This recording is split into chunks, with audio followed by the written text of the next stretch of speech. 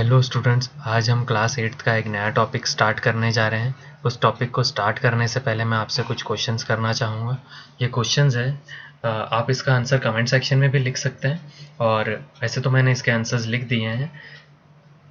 अब आपका जो इसमें फर्स्ट क्वेश्चन है, क्वेश्चन इसलिए पूछा जा रहा है ताकि आप इसके बारे में सोचें कि किस चैप्टर से रिलेटेड ये टॉपिक हो सकता है। तो पहला है इसका question, which has the greater speed normal car और रेसिंग कार। एक नॉर्मल कार की स्पीड ज़्यादा होती है या रेसिंग कार की स्पीड ज़्यादा होती है? ऑब्वियस सी बात है रेसिंग कार की। क्यों? क्योंकि उसका इंजन जो होता है वो पावरफुल होता है, इस वजह से नॉर्मल कार के कंपैरिजन में। अब वो क्यों होता है वो इस टॉपिक में हम डिटेल में डिस्कस करेंगे। दूसरा जो है हमारा question, on which surface the ball moves easily, rough और अ स्मूथ सरफेस। कौन सी सरफेस पे जो बॉल है वो ज़्यादा देर तक ट्रैवल करती है या फिर इजीली मूव कर सकती है? ऑब्वियस सी बात है स्मूथ सरफेस, क्योंकि उधर स्मूथ सरफेस पे उसे कम फ्रिक्शन लगता है, जिस वजह से बॉल जो है वो ज़्यादा टाइम तक उस पर ट्रैवल करती है। फिर इसके बाद हमारा जो अगला ये कुछ डायग्राम्स में आप देख पा रहे होंगे। इसमें जैसे देखे होंगे कि आप एक फास्ट मूविंग फुटबॉल को एक गोलकीपर जो होता है वो इजीली रोक लेता है। सेकंड जो है एक फास्ट मूविंग फ्लिकिंग बॉल को जो है वो एक हॉकी प्लेयर अपनी स्टिक से रोक लेता है। और एक फील्डर जो होता है, क्रिकेटर जो होता है, वो उस एक फास्ट मूविंग बॉल को इजीली रोक पाता है। इतनी ग्रेटर स्पीड के साथ आने के बावजूद भी इन सारी चीज़ों को ये रोक लेते हैं। ऐसा क्यों होता है? क्योंकि हम इस चैप्टर में पढ़ेंगे, यह है चैप्टर नंबर 11 क्लास 8th का, फोर्स एंड प्रेशर। तो चलिए हम इसको स्टार्ट करते हैं, फोर्स एंड प्रेशर को। इसके आपको सारे क्वेश्चंस के आंसर इसमें मिल जाएंगे आपके। तो देखिए कि फोर्स होता क्या है। अब पुश और पुल होता है, किसी भी चीज़ को धक्का देना या फिर खींचना। वो किसी भी लिविंग थिंग के द्वारा भी किया जा सकता है और नॉन लिविंग थिंग के द्वारा भी किया जा सकता है। अब इनमें कौन कौन से ऐसे एक्शंस होते हैं जो फोर्स के अंदर आते हैं? देखिए इसके अंदर आता है picking, opening, shutting, kicking, hitting, lifting, flicking, pushing, pulling are ऑफनली used to describe certain task. अब देखिए हमने डायग्राम के अंदर देखा था कि हिटिंग, एक फुटबॉलर जो होता है वो हिट करता है फुटबॉल को और किक करता है। और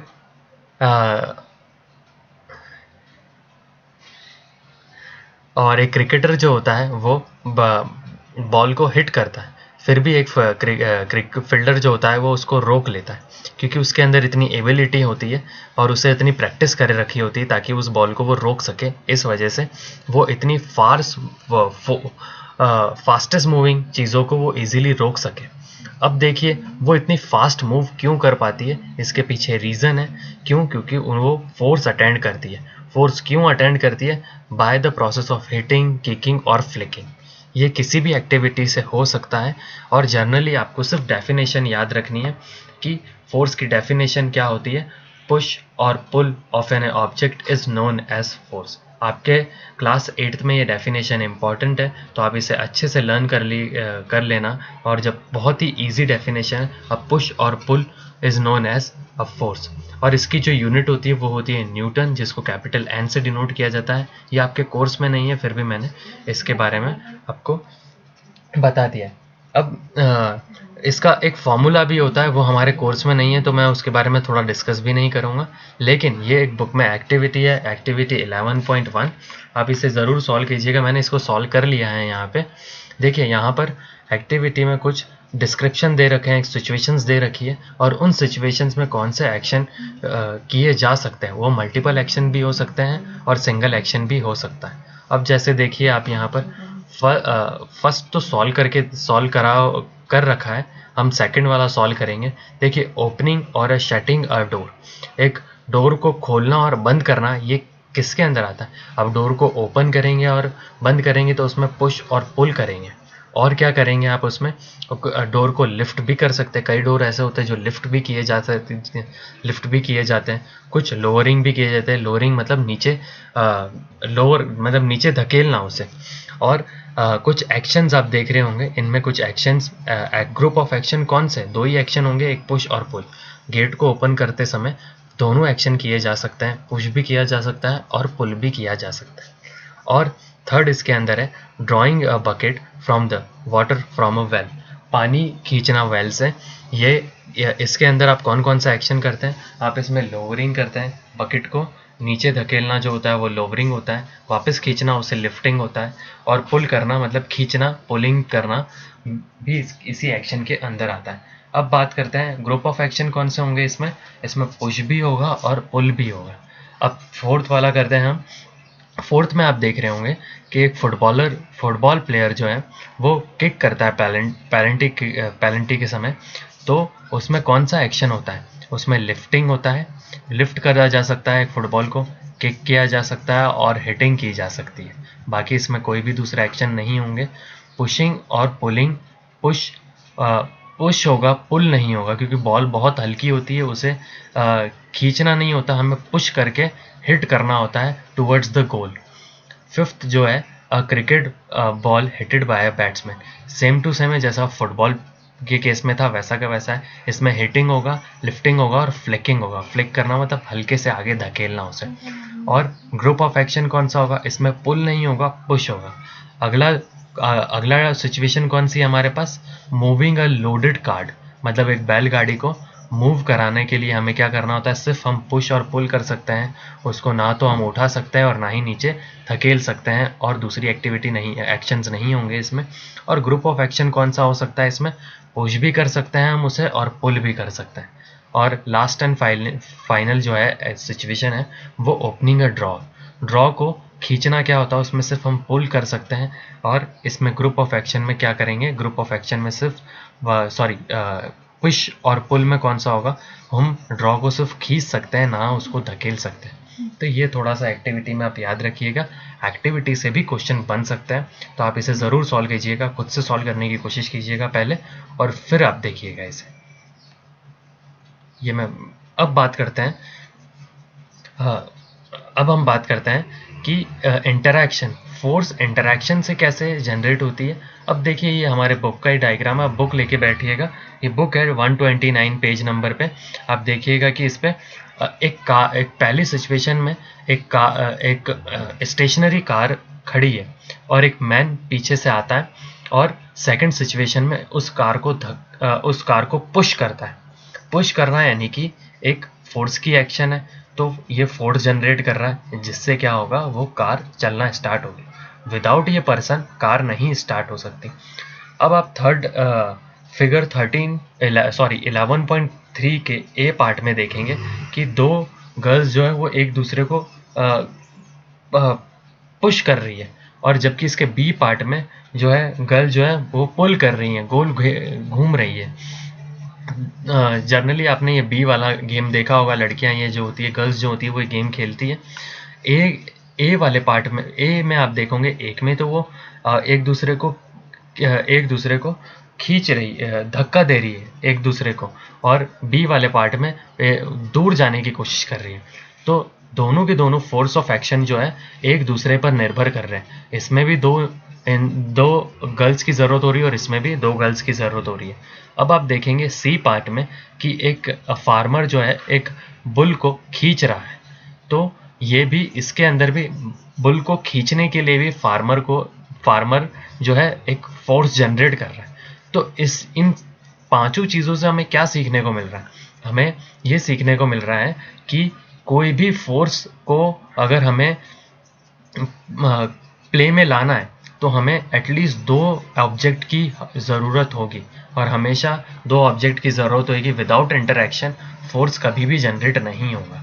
तो इसका अल्टीमेट रिजल्ट ये है, a interaction of one object with another object result in a force between the two objects. यह आपको याद रखना है। तो मैंने आपको फर्स्ट केस में जब बताया था कि एक रेसिंग कार जो इतना फास्ट क्यों चल पाती है, क्योंकि उसके अंदर एक इंजन होता है, वो इंजन नहीं होगा तो वो कार भी नहीं चलेगी। तो इसमें दो ऑब्जेक्ट की ज़रूरत है, ये आपको याद रखना है। अब हम आगे बढ़ते हैं हमारे टॉपिक पे। होपफुली आपको समझ में आ गया होगा।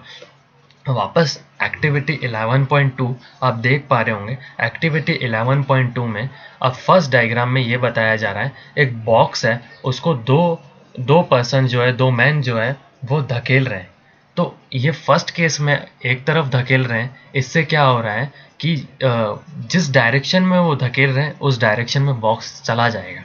ये फर्स्ट डायग्राम में हमें पता चल रहा है। लेकिन सेकंड डायग्राम में क्या है कि एक बॉक्स है, उसको एक मैन दोनों एक दूसरे के अपोजिट डायरेक्शन में खड़े हैं। जब वो एक तरफ से दूसरा मैन धकेल रहा है, एक तरफ से दूसरा मैन धकेल रहा है, तब क्या होगा कि फोर्स जो होगी वो रिजल्टेंट जीरो हो जाएगी। क्यों होगी वो अब हम देखते हैं। देखिए, जब भी फोर्स जो है सेम डायरेक्शन में अप्लाई होती है, देखिए फर्स्ट डायग्राम में कि एक पर्सन जो है जिस डायरेक्शन में उसे धकेलना है उसी डायरेक्शन में फोर्स जो है प्ले कर रहा है। जब दूसरा पर्सन जो है उसी डायरेक्शन में उसे फोर्स को अप्लाई करेगा तो डायरेक्शन जो होगा, डायरेक्शन भी उसी डायरेक्शन में जो होगी फोर्स प्ले करेगी और जो फोर्स होगी वो बढ़ जाएगी। जबकि सेकंड केस में क्या होगा, अपोजिट डायरेक्शन में अगर दो ऑब्जेक्ट काम करेंगे, दो पर्सन काम करेंगे, तो जो नेट फोर्स होगी वो उन दोनों के डिफरेंस पर निर्भर करेगी। इधर एक वर्ड लिखा है, आप देखोगे, difference between the two forces. Difference की बात क्या आ रही है, जैसे एग्जांपल के तौर पे अगर बी डायग्राम में आप देखोगे कि एक थोड़ा सा 60 kg का, एक 60 kg का मैन है और उसके दूसरी तरफ 30 kg का एक बॉय है।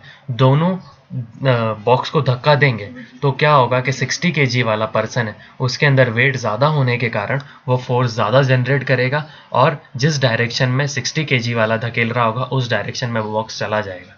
तो इसलिए मैंने इधर डिफरेंस की बात करी है। लेकिन अगर इसी केस में, अगर मैंने कहा कि अगर इसी केस में अगर फोर्स जो होगा इक्वल और अपोजिट होगा, यानी कि एक मैन 60 kg का है, दूसरा मैन भी 60 kg का है और इक्वल फोर्स जनरेट करते हैं, तो वो जो फोर्स होगा वो ज़ीरो हो जाएगा। और अगर और अगर और अगले केस में आप, मैंने बता रखा है आपको, देखिए आप, मैंने डेफिनेशन लिखी है। अगर ज़्यादा फोर्स लगती है किसी ऑब्जेक्ट के ऊपर, ठीक है, और एक जगह कम फोर्स लगती है, जहाँ पर ज़्यादा फोर्स लगती है वो नेट रिजल्टेंट फोर्स जो कंबाइन करके उस डायरेक्शन में वो फोर्स जो होगी उस डायरेक्शन में चली जाएगी। मैं यहाँ पर ये समझाना चाहता हूँ, जैसे एग्जांपल के तौर पे यहाँ पर मैंने सेकंड केस में अगर आप देखोगे कि तीन पर्सन जो है, मैंने ये जो एरो बना रखे, तीन पर्सन जो है वो बॉक्स को धकेल रहे हैं राइट हैंड साइड, ओके, और एक पर्सन जो है वो लेफ्ट हैंड साइड धकेल रहा है। तो जहाँ पर तीन पर्सन जो है बॉक्स को धकेल रहे हैं, वो फोर्स जो होगी वो ज़्यादा पावरफुल होगी और उसी डायरेक्शन में जो होगा वो बॉक्स एक्ट करेगा। और इसको कैलकुलेट करने के लिए नेट फोर्स, यानी कि सभी फोर्सेस को टुगेदर कैलकुलेट करके निकाला जा सकता है। अब बात करते हैं, यहाँ मैंने एक चीज़ छुड़वा दी थी आपसे, आपको ये डेफिनेशन भी याद रखनी है कि फोर्स की जो स्ट्रेंथ होती है वो मैग्नीट्यूड कहलाती है। कितनी, जैसे एग्जाम्पल के तौर पे मैं इधर स्ट्रेंथ की बात कर रहा हूँ, मैंने 60 kg का एग्जाम्पल लिया था, एक 60 kg और 30 kg। तो 60 जो kg है, ये 60 वर्ड है, ये उसकी स्ट्रेंथ है उस फोर्स की, और 30 जो है वो उस दूसरे पर्सन की या दूसरे बॉय की जो है वो उसकी स्ट्रेंथ है। तो ये मैग्नीट्यूड है, ये आपको याद रखना है। और इफ द डायरेक्शन और the magnitude of the applied force changes, it's affect also changes. ये वर्ड मैंने ये इधर ये समझाने के लिए लिखा है कि अगर डायरेक्शन और मैग्नीट्यूड चेंज कर दिया जाए तो फोर्स का जो अफेक्ट है वो भी चेंज हो जाएगा। जैसे एग्जांपल के तौर पे एक फास्ट मूविंग फुटबॉल जो है वो हिट करी गई है एक फुटबॉल प्लेयर द्वारा पेनल्टी शूटआउट के टाइम पे, तो जब उस फुटबॉल को एक गोलकीपर जो है या तो रोक लेगा या फिर उसे पुश कर देगा, जिससे क्या होगा, वो फोर्स जो होगा वो उस फुटबॉलर, उस गोलकीपर ने क्या कर दिया, उसका फुटबॉल का डायरेक्शन चेंज कर दिया और साथ में उसके मैग्नीट्यूड को चेंज कर दिया, जिससे उस फोर्स पर अफेक्ट हुआ है। तो ये आपको याद रखना है। ये एक्सप्लोरिंग फोर्स के बारे में समझाया गया है इसके अंदर। अब नेक्स्ट हम आगे बढ़ते हैं एक्टिविटी 11.3 में। एक्टिविटी 11.3 में ये बताया गया है कि आप पहले रीड कीजिएगा फिर उसके बाद समझने की कोशिश करना। अब एक्टिविटी 11.3 में क्या कर रहे हैं कि एक बॉल को है वो रबर बॉल को एक टेबल पे या फिर वॉल पर पुश कर रहे हैं। पुश करने से क्या होगा कि उसका स्टेट चेंज हो जाएगा। स्टेट का मतलब आप देखेंगे कि पहले वो राउंड थी और थोड़ी सी दब जाएगी अंदर। तो ये एक्टिविटी के अंदर समझाया गया है। ओके, तो a force can change the state of motion. ठीक है, अब फोर्स जो होता है वो किसी भी ऑब्जेक्ट का जो है वो स्टेट ऑफ मोशन चेंज कर सकता है। जैसे एग्जाम्पल के तौर पे वापस पेनल्टी शूट आउट का जो अभी थोड़ी देर पहले मैंने बताया था वो इसी एग्जाम्पल के अंदर आता है, जिससे क्या होगा कि गोलकीपर जब बॉल को रोकेगा तो वो उसकी स्पीड को कम कर देगा, यानी कि उसके मैग्नीट्यूड को कम कर देगा और उसके डायरेक्शन को भी चेंज कर देगा। तो force applied on an object में चेंजेस इट्स स्पीड। ओके, और यहाँ मैंने दो डायग्राम बनाकर समझाने की कोशिश की गई है कि एक मान लीजिए फर्स्ट डायग्राम में एक कार जो है राइट हैंड साइड चल रही है, तो फोर्स राइट हैंड साइड लगेगा तो वो उसी डायरेक्शन में चलेगी और स्पीड जो होगी वो इंक्रीज हो जाएगी। लेकिन सेकंड केस में डायरेक्शन जो है वो लेफ्ट हैंड साइड है, मान लीजिए एक ये कार जो है वो लेफ्ट हैंड साइड चल रही है लेकिन फोर्स जो है वो राइट हैंड साइड से लगी है, तो क्या होगा उसकी स्पीड जो होगी वो डिक्रीज हो जाएगी। तो ये आपको याद रखना है। तो आप मुझे कमेंट सेक्शन में ये बताएंगे कि पेनल्टी शूट आउट में कौन सा फर्स्ट केस होगा या सेकंड केस होगा, स्पीड इंक्रीज हो जाएगी या डिक्रीज हो जाएगी। आप थोड़ा सोचकर और आंसर कमेंट सेक्शन में लिखिएगा। अब बात करते हैं एक्टिविटी 11.4 में। एक्टिविटी 11.4 में ये बताया गया कि एक बॉल है, उसे उसको एक लीवर है, मतलब एक स्केल है, उस पर जब मारते हैं तब क्या होता है कि वो उसका डायरेक्शन चेंज कर देता है एक सर्टन एंगल पे। जिस एंगल से आपने बॉल को मारा है उसी एंगल, जैसे आप मान लीजिए 45 डिग्री के एंगल पे एक बॉल को वॉल पर मार रहे हैं तो वो 45 डिग्री के एंगल पर ही वापस रिटर्न बैक होगी, ये बताया गया है इसके अंदर। तो उस पर एंगल पे बहुत डिपेंड करता है। अब बात करते हैं कुछ और एग्जांपल की स्टेट ऑफ मोशन की, यही टॉपिक चल रहा है कंटिन्यू, स्टेट ऑफ मोशन। जैसे वॉलीबॉल और क्रिकेट में, वॉलीबॉल में क्या किया जाता है कि जब बॉल को एक स्मैशर द्वारा मारा जाता है तब एक प्लेयर जो है उसे रोकने की कोशिश करता है और आप देखेंगे फोर्स इतनी ज़्यादा होती है वो उसके हाथ पे लगने के बाद दूसरे कोर्ट में भी चली जाती है, कई बार ऐसा होता है। और क्रिकेटर भी जब बॉल को मारता है तो वो कई बार किस फोर्स से मारा है वो उस पर डिपेंड करता है, किस एंगल से मारा है वो उस पर डिपेंड करता है कि वो कितनी दूर जाएगी या नहीं जाएगी। ठीक है, और अब बात करते हैं इसी एग्जाम्पल को समझते हुए, a change is either the speed of an object और डायरेक्शन ऑफ अ मोशन और both it described as a change of the state of motion. ये डेफिनेशन इंपॉर्टेंट है जो कि आपको याद रखना है कि स्पीड भी चेंज कर देखिए मैं समझाना ये चाहता हूँ बेसिकली आपको कि स्पीड भी चेंज हो सकती है या फिर उसका डायरेक्शन ऑफ मोशन भी चेंज हो सकता है या दोनों साथ में चेंज हो सकता है। समझ रहे हैं मैं क्या कहना चाहता हूँ? मैं ये कहना चाहता हूँ कि एक क्रिकेटर ने बॉल को हिट किया, ओके, तो उससे क्या होगा, उसकी स्पीड जो होगी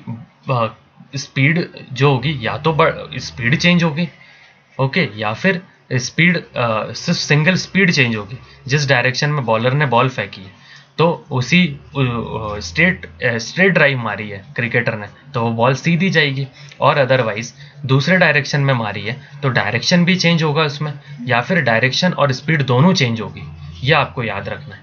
और the state of a rest is consider to be state of a zero speed, मतलब अगर एक ऑब्जेक्ट रेस्ट पोजीशन पे तो उसकी स्पीड भी जीरो होगी, ना उसका डायरेक्शन चेंज होगा ना उसकी स्पीड चेंज होगी, और इनफैक्ट उसकी फोर्स भी जीरो ही होगी। An object may be rest or in motion, both are in a state of a motion. Understand? ये भी आपको थोड़ा सा याद रखना है। अब बात करते हैं, क्या हमेशा ऐसा होगा कि फोर्स जो होगा वो ऑब्जेक्ट की स्पीड भी बढ़ा देगा और उसके डायरेक्शन को भी चेंज कर देगा? नहीं, ऐसा ऑलवेज पॉसिबल नहीं है, उस ऑब्जेक्ट पर डिपेंड करेगा। जैसे कि मान लीजिए कि एक बॉल है और एक हैवी बॉक्स है जिसको या तो मैं पुश कर रहा हूँ बॉल को तो क्या मैं वॉल को पुश करके एक जगह से दूसरी जगह पहुंचा सकता हूँ? नहीं, इट इज़ नॉट पॉसिबल। उसके लिए मुझे बहुत ज़्यादा फोर्स की ज़रूरत होगी। तो ये हमेशा पॉसिबल नहीं है कि फोर्स जो होगा वो स्टेट ऑफ मोशन चेंज कर देगा। नहीं, ये ऑलवेज नहीं पॉसिबल है। अंडरस्टूड। अब नेक्स्ट बात करते हैं, एक एक्टिविटी यहाँ दे रखी है। देखिए, एक्टिविटी में आपको पहचानना है, फर्स्ट में क्या है, डो बना रहे हैं हम, मतलब आटा तैयार कर रहे हैं रोटियां बनाने के लिए।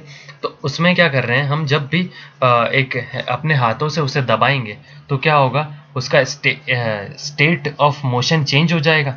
नहीं, उसका स्टेट ऑफ मोशन चेंज नहीं होगा, उसका शेप चेंज हो जाएगा। स्टेट ऑफ मोशन का मतलब है क्या उसकी स्पीड बढ़ जाएगी, स्पीड और डायरेक्शन दोनों बढ़ जाएगा, या कम हो जाएगा, या फिर स्पीड और डायरेक्शन दोनों में से कोई एक चीज़ चेंज होगी। नहीं, इसमें सिर्फ और सिर्फ उसका शेप चेंज हो जाएगा। सेकंड केस के अंदर एक पर्सन है, वो बाइसिकल की सीट पर बैठा है। तो सीट पर जब बैठता है तो ना तो सीट की स्पीड बढ़ती है, ना ही डायरेक्शन बढ़ता है, या फिर कम या ज़्यादा होता है, सिर्फ शेप चेंज होता है। फिर बात करते हैं हैंगिंग अ वेट और by pulling it a free hand. एक वेट को एक आयरन नील से हमने उसको उस पर कुछ वेट अटेंड किया है। जैसे मान लीजिए, देखिए इसने एक थ्रेड से रस्सी बांधकर और उसको हाथ से नीचे खींचने की कोशिश कर रहा है। तो क्या इस केस में आयरन नील की स्पीड बढ़ जाएगी या फिर आयरन नील की डायरेक्शन चेंज होगा? नहीं, सिर्फ उसका शेप जो होगा वो चेंज हो जाएगा। या तो वेट ज़्यादा होगा तो वो नीचे की तरफ झुक जाएगा, और अगर नहीं होगा तो नहीं झुकेगा। तो ये कुछ एक्टिव एग्जांपल्स है, आप खुद से सॉल्व करने की कोशिश कीजिएगा, फिर उसके बाद इसको अटेंड कीजिएगा। अब अल्टीमेटली इस केस में हमने क्या सीखा इस एक्टिविटी में, कि फोर्स जो है वो शेप भी चेंज कर सकता है ऑब्जेक्ट का। तो हमने पूरे ऑल थ्रू आउट अभी तक हमने क्या क्या रीड किया, हमने फर्स्ट केस में हमने देखा था कि हमने क्या क्या चीज़ें हमने क्या क्या चीज़ें इसमें स्टडी करी है, कि फोर्स जो होता है वो ऑब्जेक्ट की रेस्ट स्टेट को चेंज कर सकता है। यानी स्टेट ऑफ रेस्ट है तो उसको मोशन में ला सकता है, और मोशन में है तो स्टेट ऑफ रेस्ट ला सकता है। और ऑब्जेक्ट के स्टेट ऑफ मोशन को भी चेंज कर सकता है, उसके डायरेक्शन को चेंज कर सकता है, उसके स्पीड को चेंज कर सकता है, उसके शेप को चेंज कर सकता है, या फिर इनमें से सभी चीज़ों को चेंज कर सकता है, या फिर किसी एक चीज़ को चेंज कर सकता है। Okay, thank you.